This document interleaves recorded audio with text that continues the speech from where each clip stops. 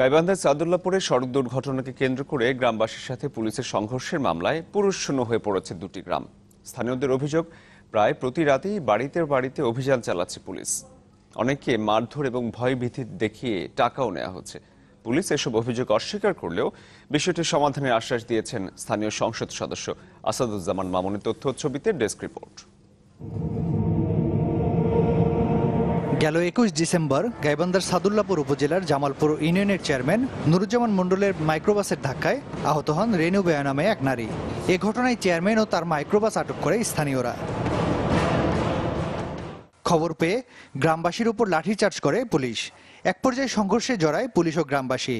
এ ঘটনায় 138 জনের নাম উল্লেখ ও অজ্ঞাত 150 জনের নামে মামলা করে পুলিশ। এর মধ্যে গ্রেপ্তার করা হয়েছে বেশ কয়েকজনকে।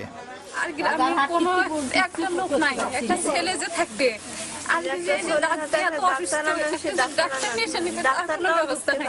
আমার বড় মেয়ে অসুস্থ, ডেলিভারি। আমার ওই মেয়েও কান্নাকাটি করে চলে গেছে যে আম্মু যদি আমার পেটে লাথি মারে, যেহেতু তোমার বোনক লাথি মারি ফেলে দিল। স্থানীয়দের অভিযোগ, পুলিশ প্রায় প্রতিদিনই লোকজনকে আটক করে থানায় নিয়ে যায় এবং মামলায় নাম দেওয়ার ভয় দেখিয়ে টাকা আদায় করে। ফলে গ্রেপ্তার আতঙ্কে বন্ধ হয়ে গেছে ওই এলাকার দোকানপাট।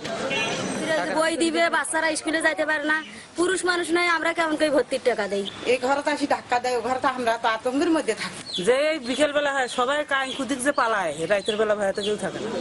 হয়রানি ও ভয়ভীতির অভিযোগ অস্বীকার করলেও পুলিশ বলছে নিয়মিত মামলার অংশ হিসেবে তরফবাজি ও হামিন্দপুর গ্রামে অভিযান চালানো হচ্ছে। তবে পুলিশের এই জাতীয় কর্মকাণ্ডকে অমানবিক উল্লেখ করে সমস্যা সমাধানের আশ্বাস দিয়েছেন স্থানীয় সংসদ সদস্য। মামলার রেগুলার সিস্টেম অনুযায়ী আমরা আসামি ধরছি, চালান করছি। এর বাইরে যদি কোনো কিছু তারা বলে থাকে, আসামি কোনো বেনিফিট নেওয়ার জন্য তারা এই কথাগুলো বলছে, কারণ এই ঘটনার কোনো তথ্য প্রমাণ নেই। শান্ত থাকতে, ঘরে ঘরে ফিরে আসতে, এরপরে কোনো দুর্ঘটনা ঘটবে না, দায়িত্ব আমার। দুর্ঘটনা ঘটবে।